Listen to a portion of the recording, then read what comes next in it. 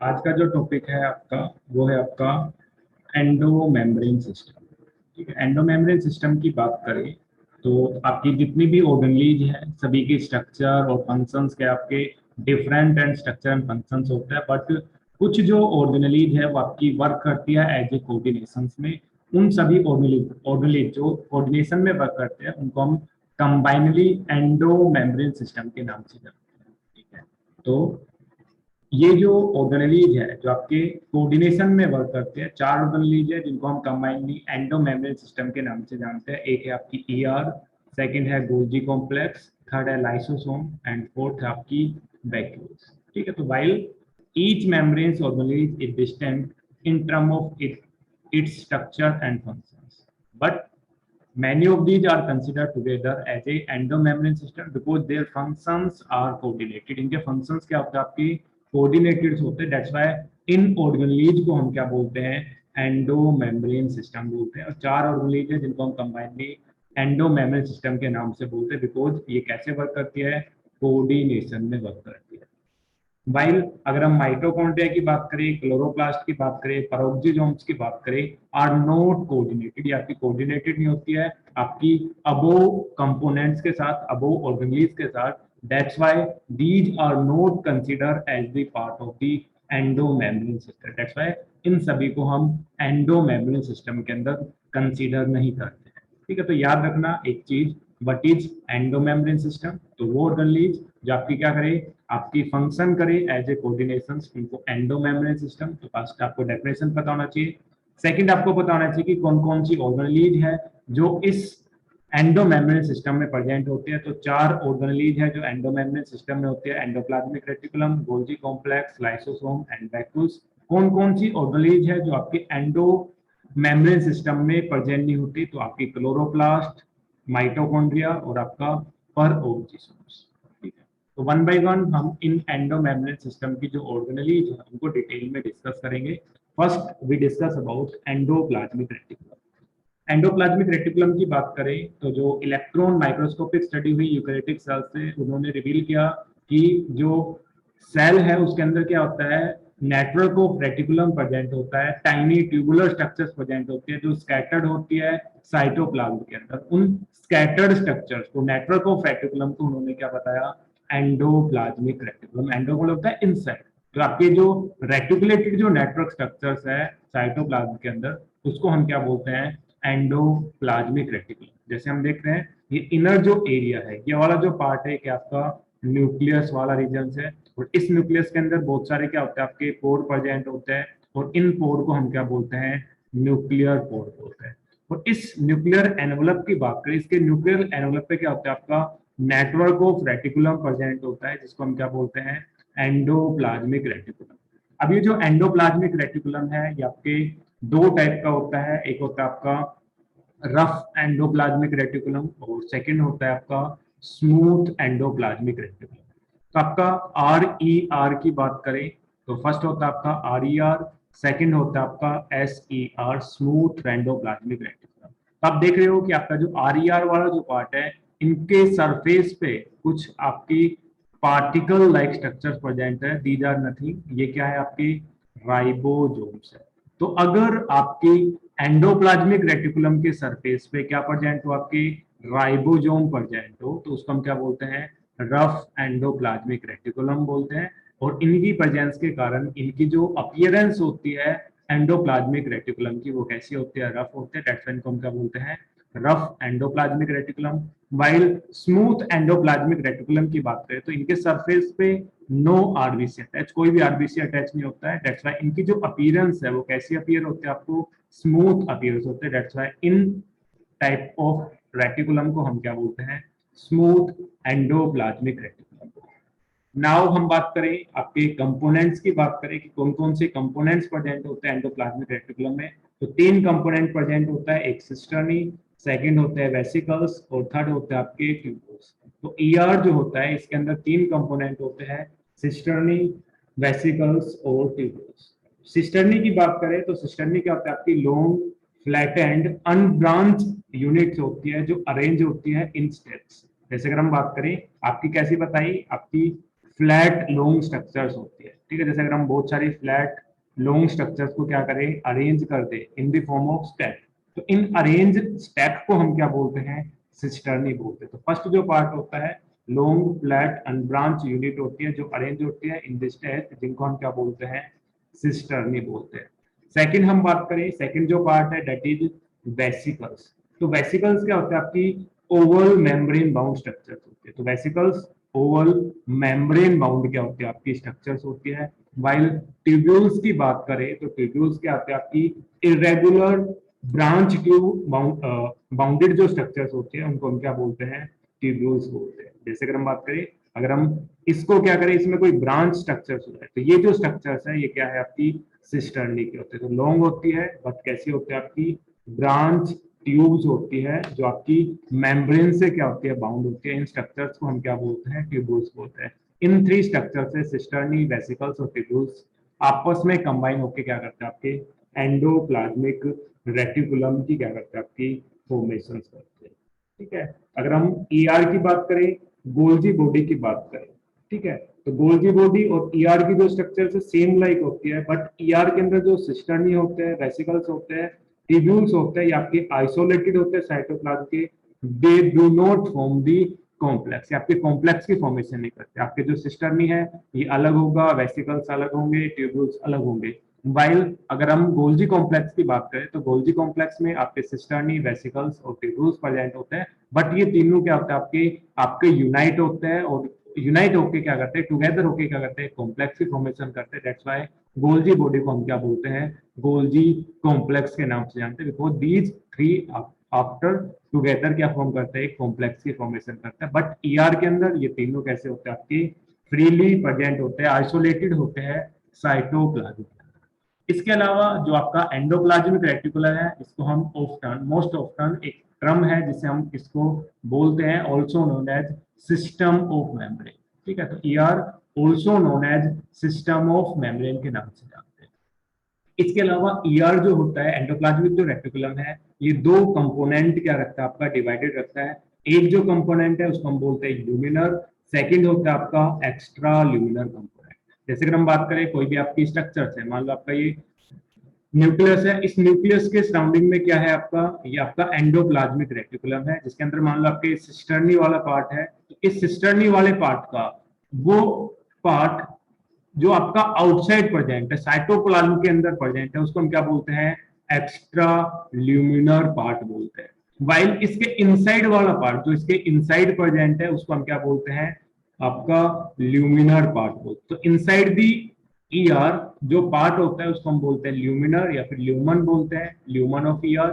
While outer जो part होता है जो साइटोप्लाज्म के अंदर, क्योंकि साइटोप्लाज्म बोलेंगे क्योंकि आपकी सेल्स है, सेल्स के अंदर आपका न्यूक्लियस है और इस न्यूक्लियस से क्या होता है, आपकी tubular network like structures present है। तो इसका जो ल्यूमन होता है इनसाइड दी ईआर उसको हम ल्यूमिनर पार्ट बोलते हैं और आउटर जो पार्ट होता है उसको हम एक्स्ट्रा ल्यूमिनर पार्ट बोलते हैं, ठीक है। तो दो पार्ट के अंदर क्या होता है, आपका डिवाइडेड होता है एंडोप्लाज्मिक रेटिकुलम। तो ये स्ट्रक्चर्स आपको याद रखनी है, आपको पार्ट के नाम याद रखने हैं, क्योंकि एनसीईआरटी में जो डायग्राम है आपको पता है ए बी सी डी से पूछ सकता है। तो आपका ये जो स्ट्रक्चर्स है इनर, ये न्यूक्लियस है, वाइल ये जो कोर लाइक जो स्ट्रक्चर है ये आपके न्यूक्लियर कोर है।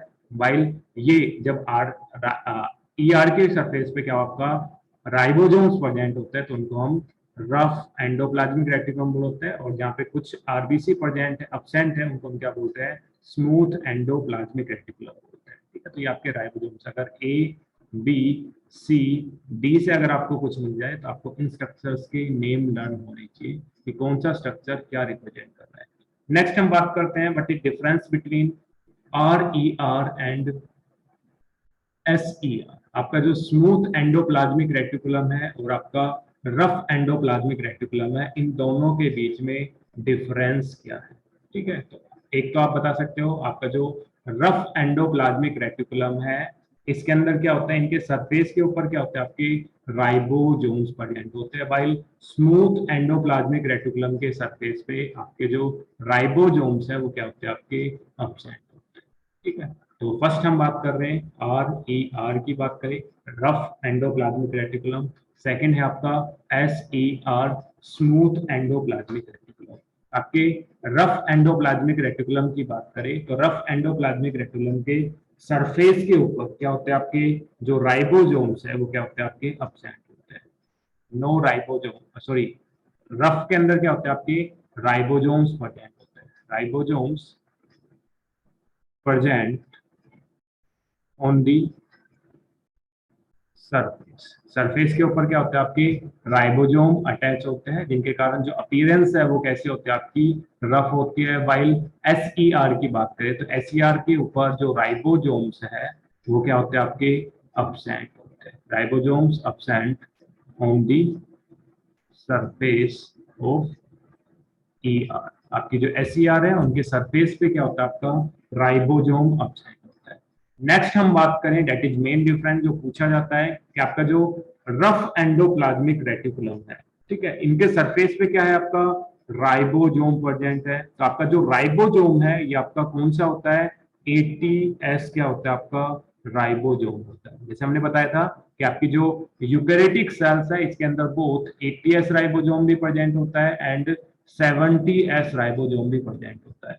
आपका जो RER है इनके सरफेस पे जो राइबोसोम्स होते हैं वो कौन से होते हैं आपके 80S राइबोसोम्स होते हैं। वाइल अगर हम 70S की बात करें तो आपका जो माइटोकॉन्ड्रिया है उनके मैट्रिक्स के अंदर और आपके जो स्ट्रोमा होता है क्लोरोप्लास्ट का उसके अंदर क्या होता है आपका 70S राइबोसोम्स होता है। तो दोनों के आपको लोकेशंस पता होना चाहिए कि कौन सा राइबोसोम्स किस ऑर्गेनेलीज के अंदर प्रेजेंट होता है और कहाँ पे प्रेजेंट होता है। तो आपके जो RER होते हैं उनके सरफेस पे जो राइबोसोम्स होते हैं डेट आर 80S राइबोसोम्स क्या होते हैं आपके प्रेजेंट होते हैं। ये जो आपके राइबोसोम्स है ये आपके अटैच होते हैं एंडोप्लाज्मिक रेटिकुलम के साथ with the help of glycoprotein.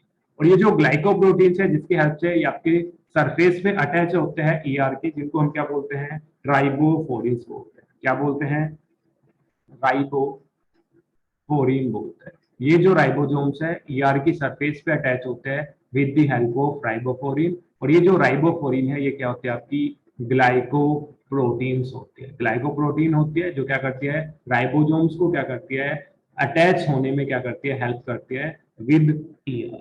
ये जो आपकी राइबोफोरिन्स है ये आपकी दो ग्लाइकोप्रोटीन्स होती है, दो राइबोफोरिन्स होती है, एक होती है राइबोफोरिन फर्स्ट एंड एक होती है आपकी राइबोफोरिन टू। ताकि जो RER होती है इसके सरफेस पे राइबोसोम्स होता है और ये राइबोसोम्स है इस सरफेस से अटैच होता है with the help of glycoprotein known as ribophorin.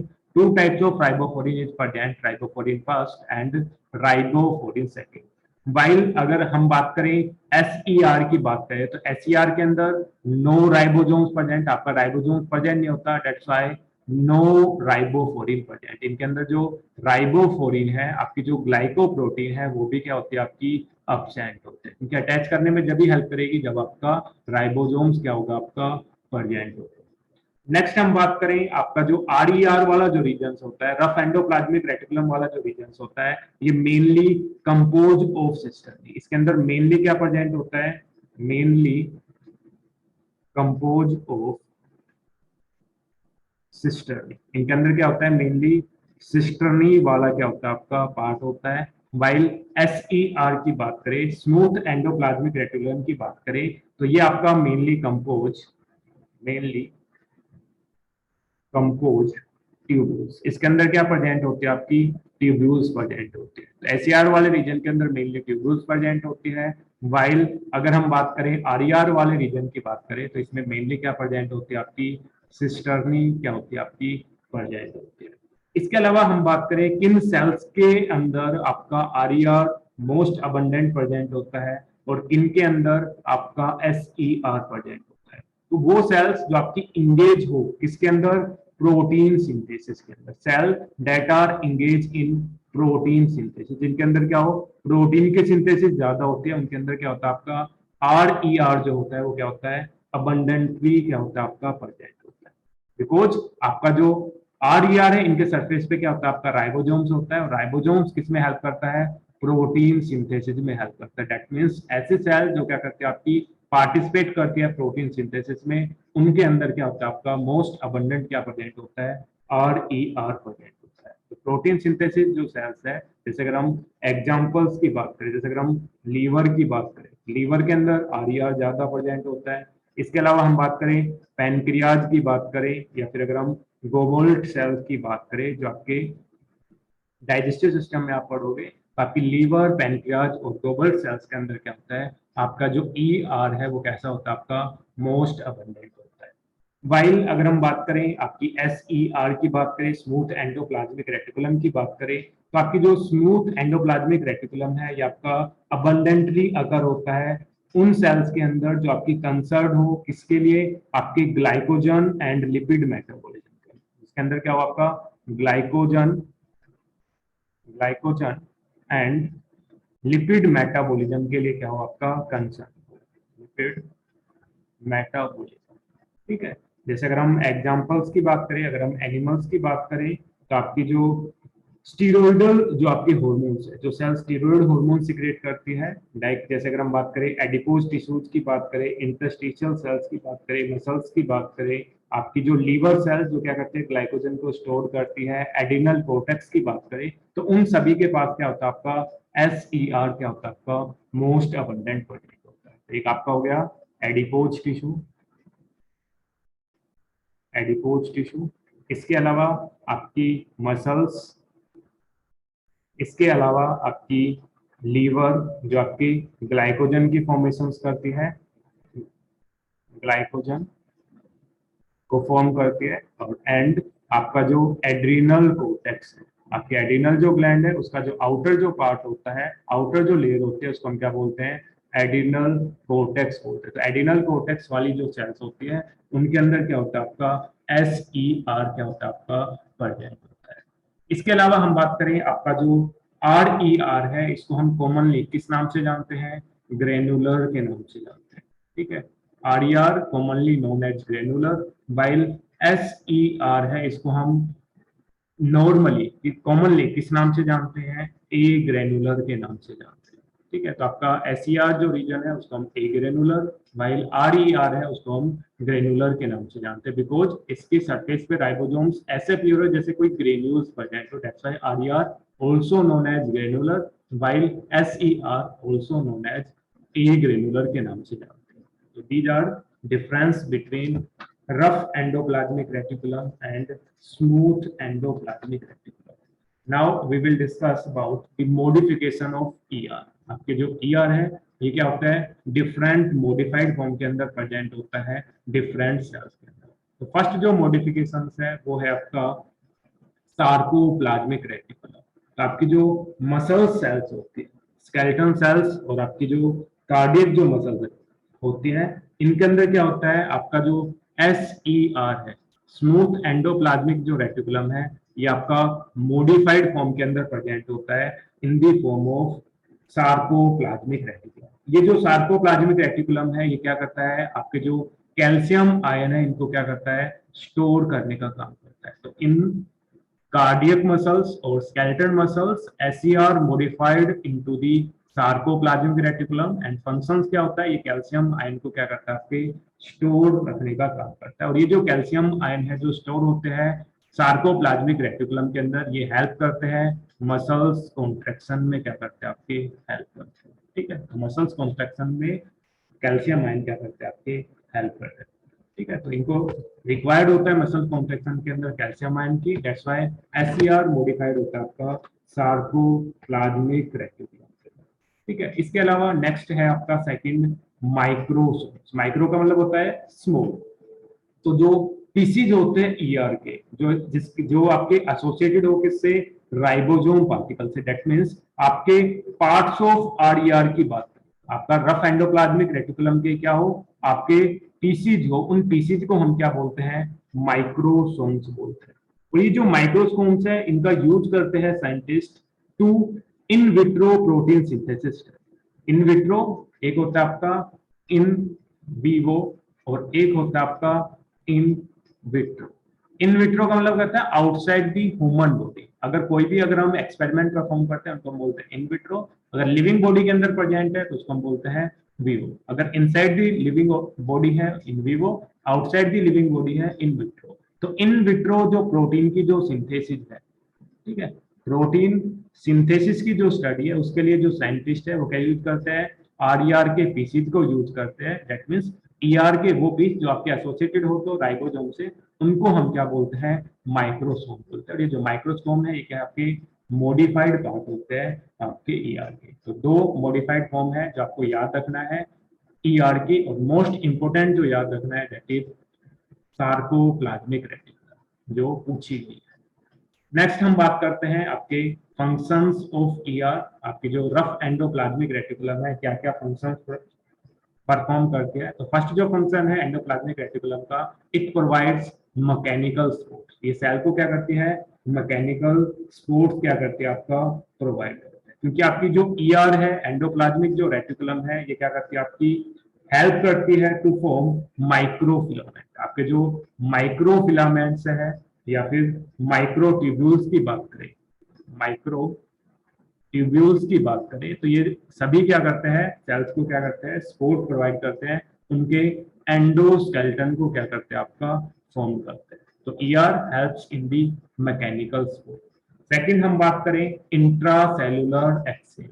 Intracellular एक होता है इंटरसेलुलर, एक होता है आपका इंट्रासेलुलर। इंट्रा का मतलब क्या होता है आपका, और इंटर का मतलब क्या होता है। इंटर का मतलब होता है आपका बिटवीन। अगर आप सिंगल सेल्स की बात करें, एक ही सेल्स के डिफरेंट पार्ट के अंदर अगर एक्सचेंज हो रहा है तो उसको हम बोलते हैं इंटरसेलुलर। इंट्रा का मतलब क्या होता है आपका विद इन दी सेल्स। अगर सिंगल सेल्स के अंदर हो रहा है, मान लो आपकी एक सिंगल सेल्स है, इसी के बीच में मान लो इस पार्ट से यहाँ पे एक्सचेंज हो रहा है, यहाँ पे एक्सचेंज हो रहा है, यहाँ पे एक्सचेंज हो रहा है, डिफरेंट ऑर्गेनेज के साथ एक्सचेंज हो रहा है, उसको हम बोलते हैं इंट्रा सेलुलर एक्सचेंज। अगर आपका जो एक्सचेंज है वो क्या हो, आपकी दो डिफरेंट सेल्स के बीच में हो, एक सेल से क्या हो दूसरी सेल्स के बीच में आपका एक्सचेंज हो रहा है, तो इसको हम क्या बोलते हैं, इंट्रा सेलुलर एक्सचेंज। तो आपका जो ER है ये आपका हेल्प करता है इंट्रा सेलुलर एक्सचेंज में, हेल्प करता है। ये क्या करता है, डिफरेंट टाइप के ट्रांसपोर्ट मटेरियल्स क्या करता है आपका फॉर्म करता है, जो हेल्प करता है आपके एक्सचेंज के। ठीक है, नेक्स्ट जो फंक्शंस है दैट इज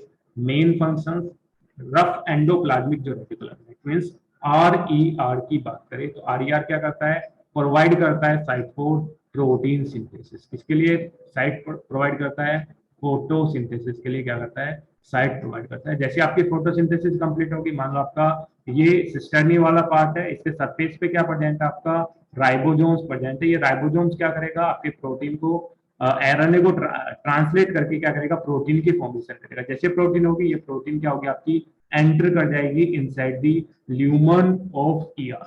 क्योंकि इनसाइड वाला जो पार्ट होता है उसको ल्यूमन बोलते हैं, आउटसाइड वाला जो पार्ट होता है एक्स्ट्रा ल्यूमिनर पार्ट बोलते हैं। तो आपकी RER है वो क्या करती है, साइट प्रोवाइड करती है फॉर प्रोटीन सिंथेसिस। नेक्स्ट हम बात करें आपका जो SER है, इसका मेन फंक्शन क्या होता है, आपका लिपिड सिंथेसिस में हेल्प करता है। इसके अलावा इसकी जो मॉडिफाइड जो फॉर्म है सार्कोप्लाज्मिक रेटिकुलम, ये क्या करते हैं आपकी कैल्शियम आयन को स्टोर रखती है, और ये जो कैल्शियम आयन है ये आपकी हेल्प करते हैं मसल्स कॉन्ट्रैक्शन में, क्या करते हैं आपकी हेल्प करते हैं। तो SCR की बात करें तो SCR का फंक्शन क्या होता है, लिपिड सिंथेसिस। और SR का फंक्शन सार्कोप्लाज्मिक रेटिकुलम का फंक्शन क्या होता है, आपके कैल्शियम आयन को क्या रखता है आपका स्टोर रखता है। इसके अलावा सेलुलर मेटाबॉलिज्म में हेल्प करती है। जो मेम्ब्रेन्स होती है या आपकी सरफेस के जो मेटाबॉलिक जो एक्टिविटीज है विद इन दी साइटोप्लाज्म, उनको क्या करती है आपका इंक्रीज करने का काम करते हैं। जैसे हम बोल रहे हैं कि आपकी जो ER है वो आपकी हेल्प करती है सेलुलर मेटाबॉलिज्म में हेल्प करते हैं, एज वेल एज जो आपका ER है वो हेल्प करता है फॉर्मेशन ऑफ न्यूक्लियर मेम्ब्रेन। जो न्यूक्लियर मेम्ब्रेन है उनकी फॉर्मेशन में क्या करता है आपका हेल्प करता है। इसके अलावा it also help in the formation of lysosome, Golgi body and some जो माइक्रो बॉडीज है उनको फॉर्म करने में भी क्या करता है आपका हेल्प करता है। And last but most important that is detoxification. तो आपकी जो SER है स्मूथ एंडोप्लाज्मिक जो रेटिकुलम है ये आपकी हेल्प करती है डिटॉक्सिफिकेशन में। जैसे अब कोई भी ड्रग्स है, पोल्यूटेंट्स है, स्टेरॉइड है, तो इन सबको डिटॉक्सिफाई करने के लिए इनके पास क्या होती है, कुछ स्पेशल टाइप के क्या होते हैं आपके एंजाइम्स होते हैं जो इन ड्रग्स को क्या करता है, डिटॉक्सिफिकेशन में क्या करते हैं आपकी हेल्प करते हैं। SCR का फंक्शन डिटॉक्सिफिकेशन है, SCR का ही फंक्शन आपका लिपिड सिंथेसिस है। वाइल सार्कोप्लाज्मिक रेटिकुलम की बात करें तो आपके कैल्शियम आयन को क्या रखते हैं आपका स्टोर रखते हैं। तो दो मेन फंक्शन आपको याद रखने हैं SCR के, first one is detoxification, second is lipid synthesis, और एक फंक्शन आपको याद रखना है RER का, दैट इज प्रोटीन सिंथेसिस। तो तीन फंक्शंस है जो आपके एग्जाम्स में पूछे जाते हैं, जो आपको लर्न रखने हैं। एक तो प्रोटीन सिंथेसिस, एक आपका लिपिड सिंथेसिस, और एक आपका डिटॉक्सिफिकेशन।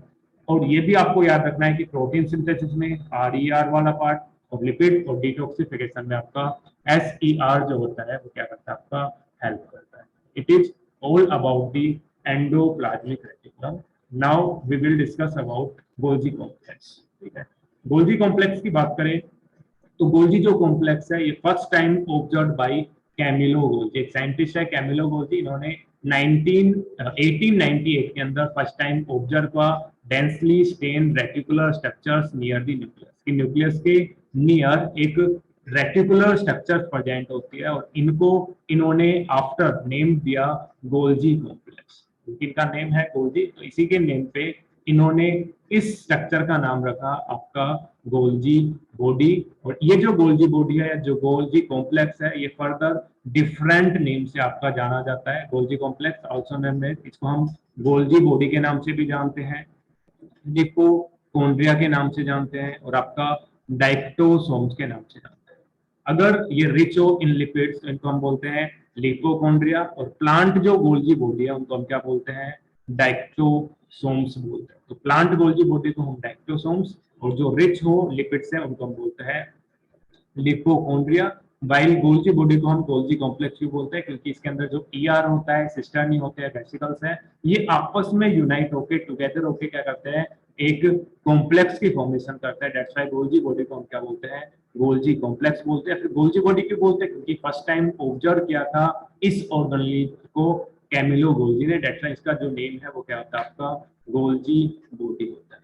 इसके अलावा हम बात करें जो आपका साइटोप्लाज्म होता है गोल्जी का, वो आपका साउंडेड नहीं होता, आपके फीवर जो रीजन होता है, जैसे अगर हम बात करें ये आपका सेल है, इस सेल्स में मान लो आपकी यहाँ पे आपकी गोल्जी बॉडी प्रेजेंट है, तो इसके नियर वाला जो पार्ट होता है, इसके सराउंडिंग वाला जो पार्ट होता है, मान लो इसके सराउंडिंग में इतना जो पार्ट है, ये जो पार्ट है, यहाँ पे कोई भी ऑर्गेनेली प्रेजेंट नहीं होती। तो इस एरिया को जहाँ पे कोई भी ऑर्गेनेली प्रेजेंट नहीं है, नियर दी गोल्जी कॉम्प्लेक्स, उसको हम क्या बोलते हैं, गोल्जी ग्राउंड सब्सटेंस बोलते हैं, या फिर इसी को हम क्या बोलते हैं, जोन ऑफ एक्सक्लूजन बोलते हैं। तो the area near the Golgi body where no other organelle is present, it's called Golgi ground substance, और zone of exclusion के नाम से क्या करते हैं हम जान।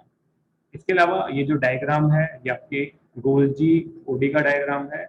इसके अंदर ये सिस्टर्नी वाला पार्ट है, बहुत सारी आपकी फ्लैटेड स्ट्रक्चर्स है आपकी लॉन्ग, तो इनको हम क्या बोलते हैं, सिस्टर्नी बोलते हैं। इसके अलावा इनके अंदर ये क्या आपके राउंडेड जो स्ट्रक्चर्स फॉर्म हो रही है, इनको हम क्या बोलते हैं, वेसिकल्स बोलते हैं। तो आपका on the basis of cisternae और वेसिकल्स, जो आपका गोल्जी कॉम्प्लेक्स है, इसके अंदर दो फॉर्म प्रेजेंट होते हैं, एक होती है आपकी सिस फॉर्म और एक होती है आपकी ट्रांस फॉर्म। ठीक है, तो एक यहाँ पे है आपकी सिस फॉर्म और सेकंड यहाँ पे क्या है आपकी ट्रांस फॉर्म। तो अगर हम सिस फॉर्म की बात करें तो सिस फॉर्म आपकी होती है टुवार्ड द न्यूक्लियस, न्यूक्लियस की साइड जो होती है गोल्जी बॉडी की, उसको हम क्या बोलते हैं, सिस फेस बोलते हैं। वाइल ये आपकी आउटर क्या है, सेल मेम्ब्रेन है। तो आपका वो पार्ट जिस तरफ आपका जो गोल्जी बॉडी फेस करता है सेल मेम्ब्रेन की तरफ, उसको हम क्या बोलते हैं, ट्रांसफेस बोलते हैं। और जो फेस आपका टुवार्ड द न्यूक्लियस हो उसको हम क्या बोलते हैं, सिस फेस बोलते हैं। ठीक है, तो दो फेस होते हैं, एक आपका सिस फेस और एक आपका ट्रांस फेस। और ये जो फेस है जो आपके एग्जाम में पूछे गए हैं तो इम्पोर्टेंट है, पूछा गया है कि सिस फेस किस साइड होता है, ट्रांस फेस किस साइड होता है। इसके अलावा जो सिस फेस जो होता है इसको हम also known as forming face, इसको हम फॉर्मिंग फेस के नाम से जानते हैं। वाइल जो आपका ट्रांस फेज है इसको हम मैच्योरिंग फेज के नाम से जानते हैं, मैच्योरिंग फेज के नाम से जानते हैं। तो सिस फेज आपके न्यूक्लियस की तरफ है, तो इसमें क्या आपका फॉर्मिंग, आपकी फॉर्मेशंस होगी, किसकी, वैक्यूल्स की फॉर्मेशंस होगी। और आपका जो ट्रांसफर फेज है इसके अंदर मैच्योर वैक्यूल्स है, जिनको हम क्या कर रहे हैं, ट्रांसपोर्ट कर रहे हैं आउटसाइड द सेल मेम्ब्रेन। जैसे कोई भी आपकी प्रोटीन यहाँ पे सिंथेसाइज हुई, देन ये आपकी जो प्रोटीन जो सिंथेसाइज हुई किसमें, एंडोप्लाज्मिक रेटिकुलम में, ये आपकी वेसिकल्स के थ्रू कहां पे जाएगी, आपकी गोल्जी कॉम्प्लेक्स में जाएगी, जहां पे इनका क्या होगा, मॉडिफिकेशंस होगा। ये आपकी जो ग्लाइकोप्रोटीन में ग्लाइकोलिपिड के अंदर चेंज होगी आफ्टर द मॉडिफिकेशंस। अब ये जो गोल्डी बॉडी है ये क्या करेगा, आपका ट्रैफिकिंग में काम करेगा कि अब ये जो प्रोटीन है किस सेल तक आपको पहुंचानी है, कहां पे रीच करानी है। तो इसको ट्रांसपोर्ट में, एक्सपोर्ट में कौन हेल्प करेगा, आपका गोल्जी कॉम्प्लेक्स करेगा। अब गोल्जी कॉम्प्लेक्स से फिर से क्या होगा, आपकी वेसिकल्स की फॉर्मेशन होगी, और ये जो वेसिकल्स होगी ये कैसी होगी, आपकी स्क्रीटरी वेसिकल्स होगी। ये आपकी प्लाज्मा मेम्ब्रेन से, सेल मेम्ब्रेन से फ्यूज होकर क्या हो जाएगी, अपने जो प्रोटीन पार्टिकल्स है उसको क्या कर देगी, आपका एक्सपेल्ड आउट कर देगी। ठीक है, तो दो फॉर्म है, एक आपका सिस फॉर्म और एक है आपका मैच्यूरेशन फेज। किस तरफ प्रेजेंट होता है ये पता होना चाहिए। थर्ड चीज इसी के अंदर आपको पता होना चाहिए कि आपका जो फॉर्मिंग जो फेस है, सिस जो फेस है, ये कैसा होता है, आपका कॉन्वेक्स होता है। ठीक है, कैसा होता है, आपका कॉन्वेक्स सरफेस होता है। वाइल अगर हम ट्रांस फेस की बात करें तो ये कैसा होता है, आपका कॉनकेव फेस होता है। कैसा होता है, आपका कॉनकेव फेस होता है। तो आप देख रहे हो ये वाला जो फेस है आपका कॉनकेव फेस है, और न्यूक्लियस की साइड जो फेस आपका सिस जो फेस है कैसा होता है, आपका कॉन्वेक्स सरफेस होता है। तो ये वाला जो पार्ट है ये तीनों आपके इंपॉर्टेंट है। आपकी toward the nucleus forming face और कॉन्वेक्स सरफेस होता है, वाइल आपके टुवर्ड द सेल मेम्ब्रेन जो फेस होता है उसको हम कॉनकेव, और आपका ट्रांस फेस और उसको हम मैच्यूरेशन फेज के नाम से जानते हैं।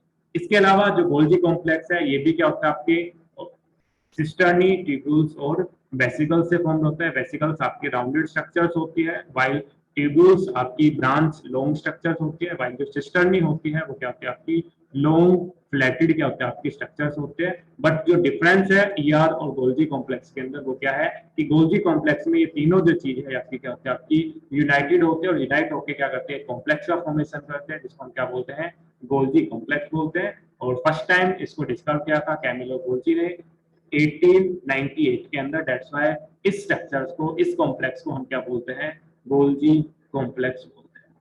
नाउ अब हम डिस्कस करेंगे what is function of Golgi complex. तो गोल्जी कॉम्प्लेक्स के अगर हम फंक्शंस की बात करें तो बहुत सारे फंक्शंस है, बट जो मेन फंक्शन है दैट इज सेल सिक्रीशन।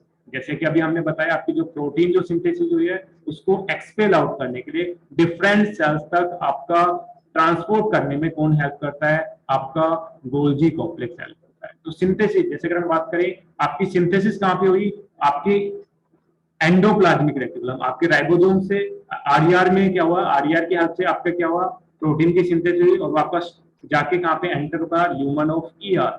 अब जो ल्यूमन ऑफ ईआर है वहां से आपकी जो प्रोटीन्स है वो कहां पे जाके स्टोर होगी, आपके गोल्जी कॉम्प्लेक्स के अंदर। तो गोल्जी कॉम्प्लेक्स आपका एक्ट करता है एज ए गोडाउन। जैसे आप देखते हो कोई भी प्रोडक्शन होता है, प्रोडक्शन होने के बाद वो जो प्रोडक्ट है वो कहां पे जाके आपका स्टोर होता है, गोडाउन के अंदर। अब इस गोडाउन से क्या होता है, वो आपके डिफरेंट जो आपकी ग्लोसरी जो होते हैं, डिफरेंट जो मार्केट की जो शॉप होती है वहां पे क्या होता है, आपका ट्रांसपोर्ट होती है। तो सेम इसी तरह से after the formation of protein यहाँ पे कुछ आपका मॉडिफिकेशन होगा, आफ्टर द मॉडिफिकेशन आपकी जो ऑर्गेनेलीज है, आपके जो प्रोटीन्स है वो क्या होगा, डिफरेंट सेल तक क्या हो जाएगा, आपका ट्रांसपोर्ट हो जाएगा। दैट मीन्स फर्स्ट जो फंक्शन है, मेन जो फंक्शन है दैट इज सेल सिक्रेशन में क्या करता है, आपका हेल्प करता है। इसके अलावा it also helps in the formation of the lysosome. जो लाइसोसोम है उसकी फॉर्मेशन में क्या करता है, आपका हेल्प करता है। Also help in synthesize of cell wall material. जो सेल वॉल का जो मटेरियल है उसको सिंथेसाइज करने में क्या करता है, आपका हेल्प करता है, बिकॉज ये क्या करता है, आपकी डिफरेंट टाइप की क्या करता है, प्रोटीन फॉर्म करता है। इसके अलावा स्लेट, सेल जो प्लेट है उसको फॉर्म करने में हेल्प करता है। तो ये जो तीन है ये आपके लीस्ट इंपोर्टेंट है, बट जो most important that is cell secretion. आपकी जो प्रोटीन ट्रैफिकिंग है उसमें कौन हेल्प करता है, आपका गोल्जी कॉम्प्लेक्स हेल्प करता है।